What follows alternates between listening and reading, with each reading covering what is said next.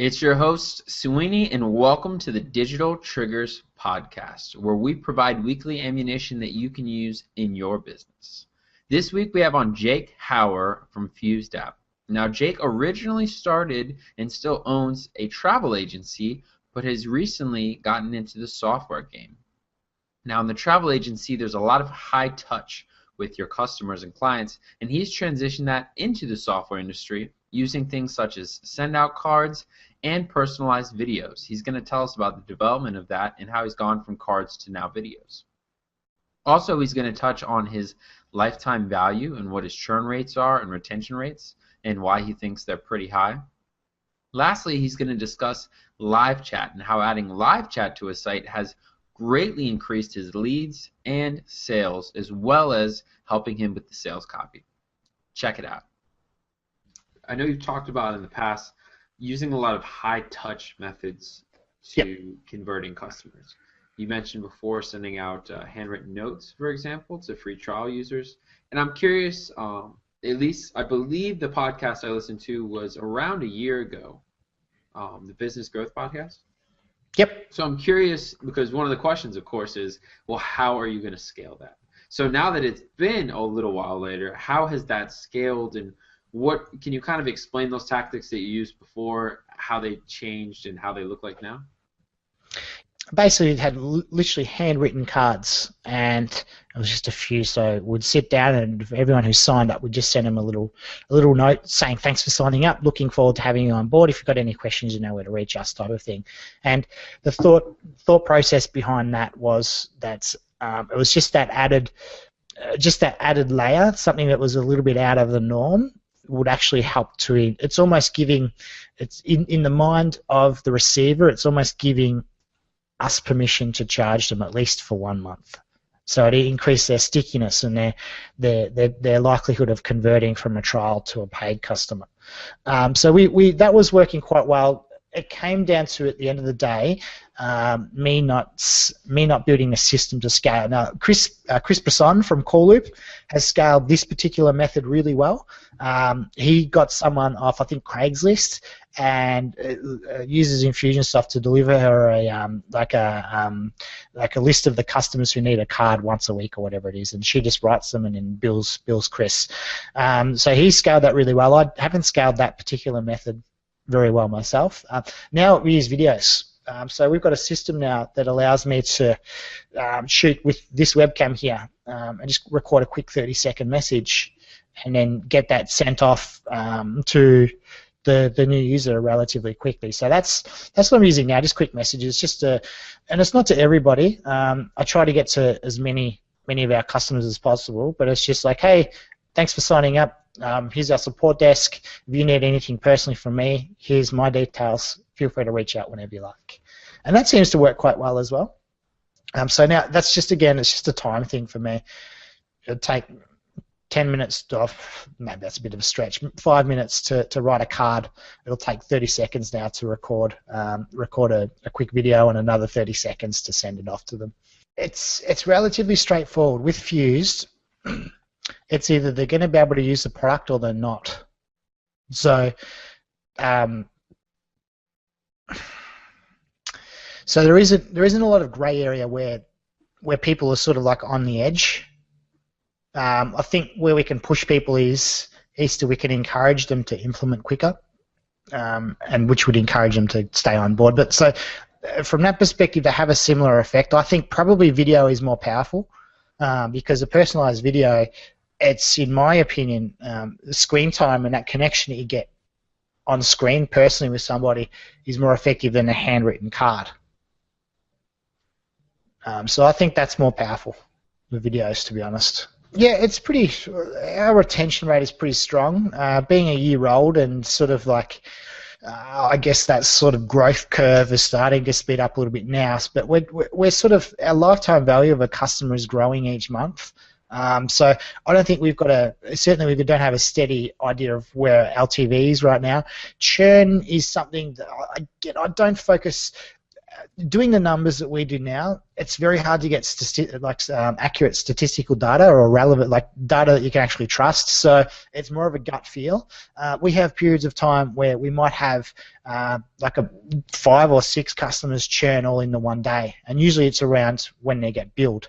But we might have periods where nobody churns for like a month, and so it is pretty sticky. To give you an idea, probably we have probably 50% active customers.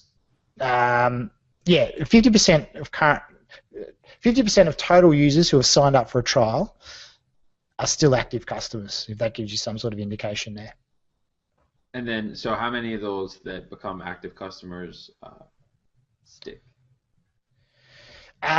So after say 2 months, what kind of dropout rate do you start seeing? Or yeah, it's still it's a set and forget tool in most cases. So you implement Fuse, you could get away with not jumping back into the dashboard or thinking about Fuse for months potentially. So it does. We have some users who have a specific purpose for using it, and they will subscribe and unsubscribe and subscribe and unsubscribe on an as needed basis.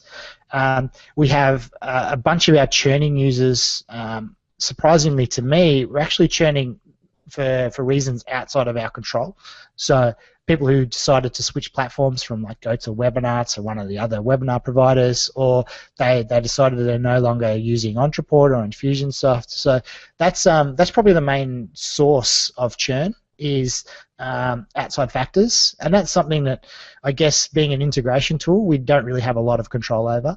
And that's, I guess, it's a pain point for us because I'd ideally love to have 100%. I'd like to have full control over the product that we deliver and the experience we deliver. But that's, I guess, the trade-off we've had by being able to leverage software already built. Gary's a friend. He works out of actually the same building as me, and he's got a sales background, as you would have heard by listening to that podcast potentially. So he's got this direct sales background. He's got a company or a few companies he's worked with where he's basically got people on the streets going door to door. So he's got this, I guess, his psychology behind selling, doing, I guess you'd call it the hard sell, down pat, and he wanted a way to be able to bring that to website. So typically, or what you traditionally you'll see with live chat on a site is that it's a support chat. So it's there really to answer a user's questions or to point them to the right place. Any issues they've got with the product, go to live chat. The theory behind this particular chat on our side is that it's sales driven. So the sole purpose of the support staff, the live chat staff, is to generate leads for us. So literally, if any support-related questions are sent to our support, our help desk, anything sales-related, they'll try to convince them to sign up. If not, if they need questions answered, then they'll direct them to me or to our sales team. And so they're collecting emails, they're collecting phone numbers. And you're still using it, so it obviously works. Have you seen any measurable difference, or? Oh, definitely, yeah. That's I'm probably getting 2 or 3 leads a day. So off 100, say that's a conversion rate to a pretty decent lead, what would you call it? It's to a screened lead of about 3%, 3 to 4%. Which is pretty awesome. That's not like a cold lead. It's better than an email opt-in because they're being screened at the point at the live chat point. Filtered, so if they're not filtered, exactly. Yep. So they're pre-qualified leads. They're really good. That's produced good results for us in terms of increasing sales for Fuse and for Automation Crew. But it also probably a side benefit of it or a side effect of it is that it gives me a lot of data into what questions haven't been answered in our sales copy or in our material, and so we can take that and we can feed that back into our own copy. That's something I've heard a lot. and I don't know why I didn't make the connection, but they talk about that a lot of times with the sales page and just in general, that having these kind of Yep. feedback and this kind of live chat. I know Qualaroo is also one that gets talked about a lot. You find out what you're missing. You find out the questions you aren't answering. You find out what you're not addressing. And if Yep. enough people all have the same question, you go, okay, I need to put this on the, I need to address this concern somehow. Yes. Is there any specific, I don't know, additions to the sales page, I guess, or questions that you realized through that you actually did end up adding to the content? It's really, so case studies is a big one, and that's really what I guess has prompted us to go down this track of getting more case studies. The other big one is Amex. At the moment, our payment provider doesn't accept Amex, and so that's actually a much bigger issue than I actually would have anticipated. So a lot of people, particularly in the States, use Amex. It's not so widely accepted around, like in Australia, it's a decent surcharge for it. So that's something we are looking at trying to get in place so that we can remove that barrier for people. So those two specifically that really come to mind every time are pretty important for us. Hope you enjoyed the podcast. If you want to see the full unedited interview, head on over to members.digitaltriggers.io. That's where you can see the full unedited interview where we really dive deeper in his transition from a travel agency to owning a software company and how a developer fell into his lap, as well as how he has been able to get his software into the hands of a lot of the top influencers in the market.